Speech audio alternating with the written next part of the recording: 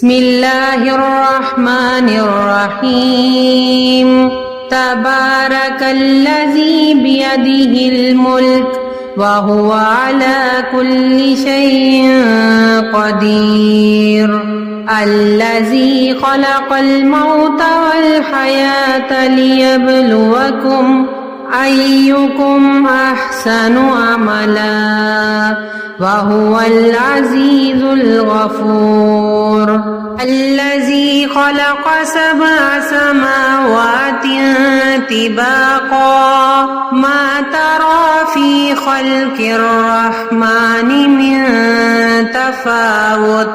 فارجع البصر هل ترى من فطور ثم ارجع البصر كرتين ينقلب إليك البصر خاسئا وهو حسير ولقد زينا السماء الدنيا بمصابيح وجعلناها رجوما للشياطين وأعتدنا لهم عذاب السعير وللذين كفروا بربهم عذاب جهنم وبئس المصير إذا ألقوا فيها سمعوا لها شهيقا وهي تفور تكاد تميز من الغيظ كلما ألقي فيها فوج سألهم خزنتها ألم يأتكم نذير قالوا بلى قد جاءنا نذير فكذبنا وقلنا ما نزل الله من شيء إن أنتم إلا في ضلال كبير وقالوا لو كنا نسمع أو نعقل ما كنا في أصحاب السعير فاعترفوا بذنبهم فسحقا لأصحاب السعير إن الذين يخشون ربهم بالغيب لهم مغفرة وأجر كبير وأسروا قولكم أو اجهروا به إنه عليم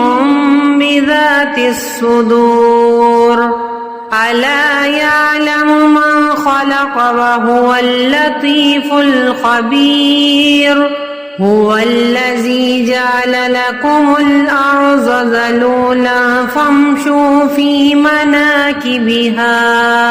وكلوا من رزقه وإليه النشور أأمنتم من في السماء أن يكسف بكم الأرض فإذا هي تمور أم أمنتم من في السماء أن يرسل عليكم حاصبا فستعلمون كيف نذير ولقد كذب الذين من قبلهم فكيف كان نكير أولم يروا إلى الطير فوقهم صافات ويقبضن ما يمسكهن إلا الرحمن إنه بكل شيء بصير أمن هذا الذي هو جند لكم ينصركم من دون الرحمن إن الكافرون إلا في غرور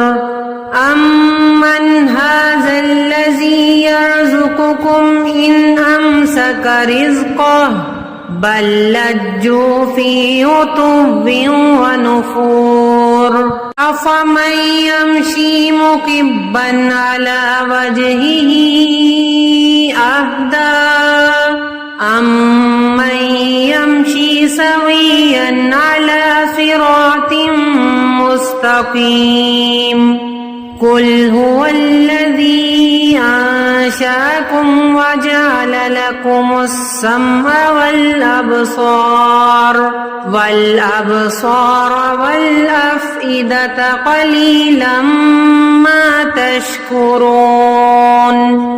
قل هو الذي ذرأكم في الأرض وإليه تحشرون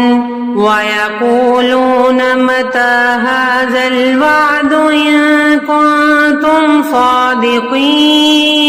قل إنما العلم عند الله وإنما أنا نذير